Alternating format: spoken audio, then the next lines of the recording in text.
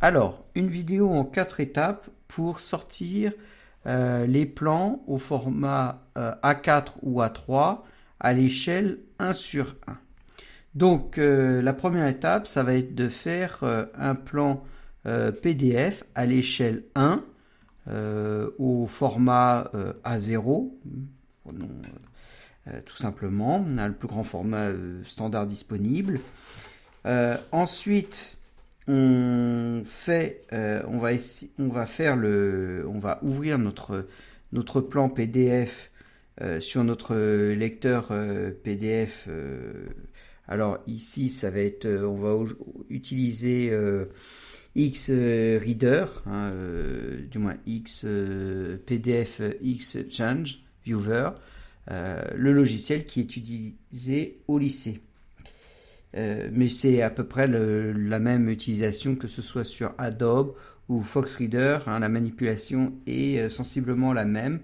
Donc on va ouvrir le PDF et du moins le plan à l'échelle 1 et on va le sortir en N pages à 4 ou A3. Mais là pour le coup ça va être en A3 puisqu'on a des photocopieurs au lycée qui vont jusqu'au A3, pas plus loin. Et ensuite, la dernière étape, ça va être de vérifier l'échelle de la sortie. Donc jusqu'à ce point, on n'a aucune possibilité de vérifier de manière absolue l'échelle de sortie. C'est-à-dire que quand on va imprimer notre PDF de l'étape 3, c'est-à-dire le PDF sur N pages, on n'aura aucune certitude que notre PDF sorti à l'échelle 100% va être bien du 1 point, c'est-à-dire si notre cote fait ici 140 mm, eh bien ça doit faire 14 cm, soit 140 mm sur notre feuille de papier. Et donc ça, il va falloir le vérifier pour pas qu'il y ait d'erreur. Et si ce n'est pas bon, eh bien on recommencera à l'étape 1 pour s'assurer qu'on fait du travail correctement. Alors, bon, je ne vais pas revenir sur l'étape de démontage du nichoir et la mise en place des cotations. Ça, on a déjà un tuto vidéo sur ce sujet. Donc là, on va tout simplement se mettre en vue dessus. Alors non, vue standard, oui c'est efface puisque je les avais mis dans cette façon, voilà. Donc pareil, on veut minimiser le blanc pour maximiser notre espace papier. Alors non, c'est pas avec la main, voilà. Donc cette procédure a été décrite plein de fois, donc configuration de l'impression. Donc ici on va choisir PDF Creator et là on va choisir A0. Bon, peut-être que A1 pourrait peut-être suffire, mais on va choisir A0, comme ça on est certain. Voilà, maintenant on va imprimer. Voilà, on n'adapte pas la page. Et ici, on va mettre 1 mm imprimé qui vaut 1 mm sur SketchUp. Donc là, c'est à l'échelle 1 pour 1. Et si on aurait voulu un plan au 1/50e, et ben on modifie tout simplement ici. Au 1/50e, on met 50 ici et on met 1 mm sorti. Voilà, c'est aussi simple que ça. Voilà, donc bien sûr, on n'a qu'une seule page et on va sortir notre PDF. Généralement, ça prend un petit bout de temps quand même pour sortir notre PDF. Voilà. Alors, là, on va mettre plan A0. Voilà. Ici, on va bien choisir PDF. Voilà. Et on va enregistrer bien, dans un dossier où on a le droit d'enregistrer, le dossier document. Alors moi, par défaut, ça enregistre sur le bureau parce que j'ai les droits d'écriture sur le bureau. Voilà. Donc notre plan s'ouvre avec Adobe Acrobat. Donc on va l'ouvrir avec voilà, fichier, on va ouvrir.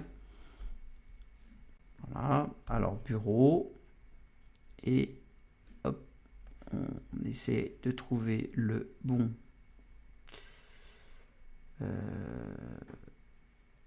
hop. Détail, on va trier par date. Voilà, comme ça on ouvre toujours le plus récent. Donc contrôle roulette hein, pour mettre à l'échelle, du moins pour qu'on puisse voir un peu tout ça. Alors ici il est bon, le plan est vertical, hein, ça change absolument rien. Ici on peut là tout simplement faire une rotation, mais ça n'enregistre pas le fichier, hein, c'est juste de l'affichage, hein. Si on veut ici que ça reste, hein, il faut faire une rotation ici, mais ça n'a aucune sorte d'importance le sens, hein. C'est juste si on veut lire une cote, c'est plus pratique de ce côté. Donc à partir de là, on va sortir le PDF en plusieurs pages A3. Donc là, on va tout simplement imprimer. On va faire ça avec PDF Creator, on va toujours faire un PDF. Ici, dans les propriétés, on va aller choisir un format A3, puisque c'est le maximum qu'on puisse avoir au IC. Et ici, on va choisir 300 dpi, c'est largement suffisant et ça évite d'utiliser trop de ressources de mémoire. Voilà. Alors bien sûr, hein, notre plan il ne rentre pas sur un A3. Alors on peut faire ici ajuster, mais on ne va pas du tout mettre d'échelle. On va tout simplement empiler les grandes pages. Voilà.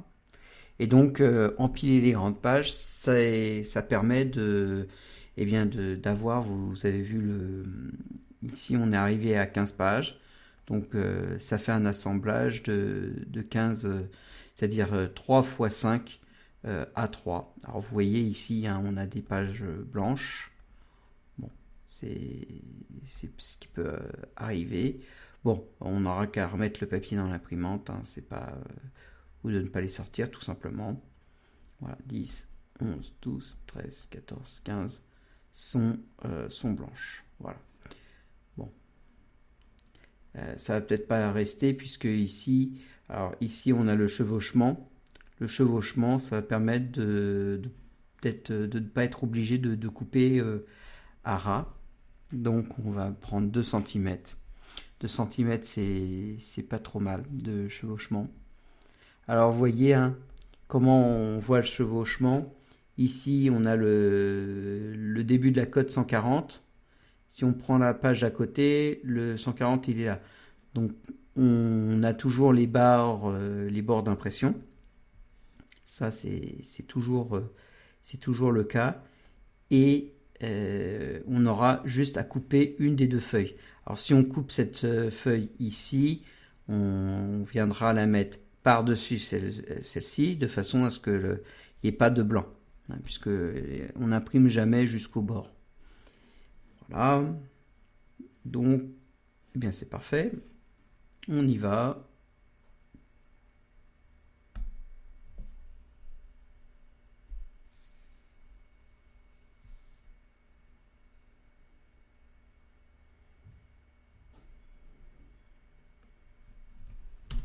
X15 parce qu'il y en a 15, A3 parce qu'il y a 15 feuilles A3.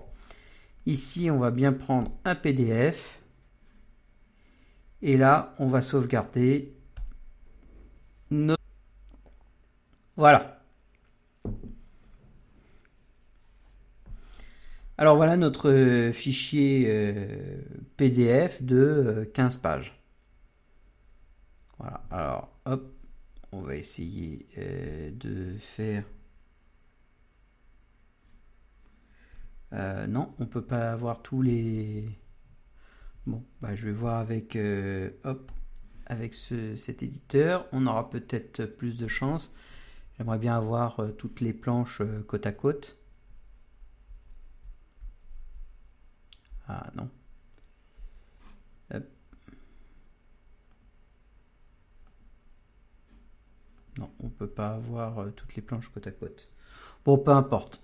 En tout cas, ici, on a nos 15 planches qui sont... Alors, on peut relever ici hein, que seulement la 9, la 8, la 7, la 6, la 4, la 3, la 2 et la 1 sont imprimées.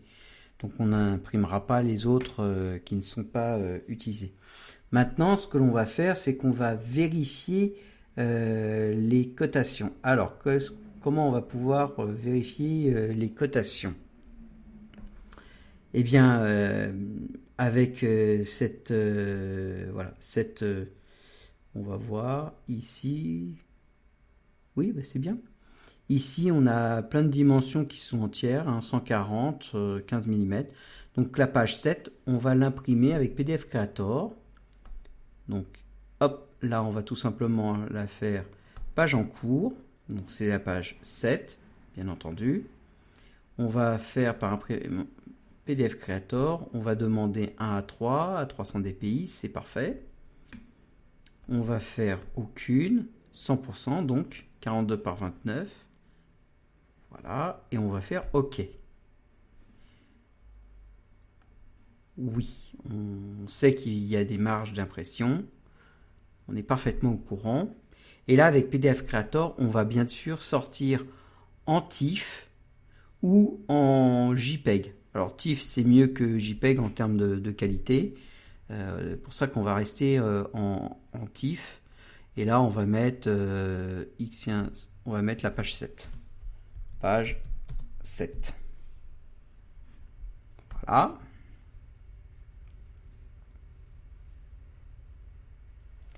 Alors voilà, ça nous donne bien une image.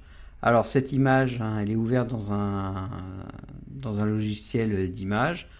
Moi, j'utilise XNView parce que c'est le logiciel qui me convient le mieux. Alors je sais qu'au lycée, on a Photofiltre. Alors on va faire la manipulation avec Photofiltre, hein, comme ça, ça ne posera aucun problème pour que vous puissiez faire la suite des opérations. Donc on va tout simplement ouvrir tout simplement le fichier. Alors bureau, toutes les images. Non, alors on va faire tout point TIFF. Voilà. Planche 7. Alors, non, je ne veux pas renommer. Il m'affiche pas. Ah oui. Il peut me donner un aperçu. Bon, c'est bien cette page. Donc, c'est peut-être pas la même version. C'est peut-être pas la même version du logiciel, mais vous allez voir la fonction qu'on va utiliser est vraiment une fonction de base. Donc, pareil, il y a un contrôle roulette. Alors la roulette, c'est roulette inverse par défaut. Donc comme je n'utilise pas souvent le logiciel, c'est toujours voilà, par défaut, c'est comme ça. Donc voilà, 140 mm. On va tout simplement, avec la souris, venir cliquer dans un coin, rester cliqué pour sélectionner bien, la cotation de 140 mm. Voilà. Alors, en bas, ici, on a la propriété de ce rectangle de sélection qui fait 1652 par 114 pixels. Alors pixels, c'est Pictures Element, donc c'est vraiment l'atome de l'image, hein. C'est la brique élémentaire d'une image. Alors maintenant, une fois qu'on sait que 140 mm, c'est 1652 pixels. Alors, il faudrait qu'on puisse faire... alors, on va essayer on va mettre du texte pour pas perdre cette information. Alors, 1652. Alors, j'utilise le texte parce que on n'a pas de possibilité. J'ai pas de caméra avec mon bloc-notes. Donc ça va être, alors la taille ici, on va mettre 50 et ici on va mettre en noir pour qu'il y ait du contraste. Voilà, est-ce qu'on peut bouger? Voilà. Et j'aurais pu rajouter pix. Voilà. Comme ça, on sait de quoi il s'agit. Voilà. Alors, à 300 dpi, alors moi je prends ma calculatrice. Alors, à 300 dpi, alors les dpi, c'est les dots per inch. Donc, dots, c'est les points. Donc, ce sont les pixels, les fameux pixels éléments. Donc, on sait que 300 pixels par pouce. Donc, si on a 1652 pixels, on fait 1652 divisé par 300. On sait que notre image, du moins notre sélection, notre cotation, elle fait 5,507, du moins 506,666. Voilà, donc 507 inches. Attention, les inches, c'est les pouces américains du système impérial. Maintenant, on va multiplier par 2,54, puisqu'il y a 2,54 cm par inch, donc par pouce. Voilà. Donc on a 13,9869 cm. On multiplie maintenant par 10. Alors on multiplie par 10, ça fait 139,87. Ouais, j'ai 2 décimales. Bon, voilà, 130 pixels divisé par 300 dpi égale, eh bien, j'ai noté 5,507 pouces multiplié par 2,54. Alors, c'est inch, ça c'est l'unité, c'est des inches par centimètre, si on met l'unité. Donc ça c'est égal à 13,98 centimètres. Donc là on a 13,98 centimètres multiplié par 10. Donc 10, c'est le nombre de millimètres par centimètre. Tout simplement, c'est la conversion. C'est égal à 139,87. Et ça, ce sont des millimètres. Voilà. Alors, bon, c'est un petit peu grand. Mais voilà, c'est ça qu'il faut retenir. Donc 139,87. Bon, c'est 140. On va pas chipoter. Mais oui, on pourrait chipoter. C'est juste que je l'ai fait ici avec un niveau de zoom quand même pas très. On aurait pu zoomer un peu plus. D'ailleurs, ici, on voit une bande de 1 pixel. Si on veut voir nos pixels, ils sont là. Ils sont là, les pixels. Voilà, on voit, ça pixelise. Donc, on voit nos pixels. Ils sont là. Donc, quand on zoome, voilà, il faudrait prendre le premier bord ici et le premier bord là. Donc on va dire que vu la façon dont on a piqué, on a bien nos 139, c'est-à-dire nos 140 mm. Déjà même si on coupe à 1/10, c'est super bien. Donc bravo si vous arrivez à couper le bois à 1/10 de millimètre, c'est parfait.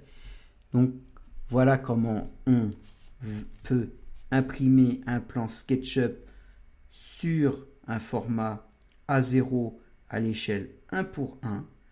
Ce PDF, le sortir en N pages A3 ou A4.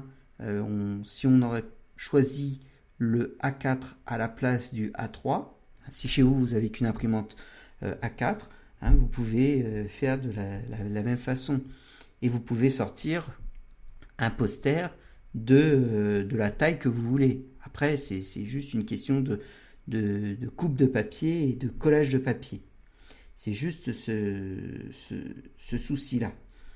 Et là, on a fait une étape importante, c'est qu'on a vérifié que notre sortie était à la bonne échelle. Comme ça, on n'aura pas de doute sur l'échelle du document et l'assemblage. Est-ce qu'on est, puisque quand on va assembler nos plans, voilà, si on prend ici, comment on fait pour assembler nos plans? Eh bien, ici, on va mettre notre règle à 140 et on va s'assurer que le 140, que 14 cm, est ici. Et quand on aura la bonne jonction, eh bien, on mettra un adhésif et on associera les deux pages ensemble. Et ça sur tout le document pour régler le problème. Voilà. Eh bien, c'est terminé.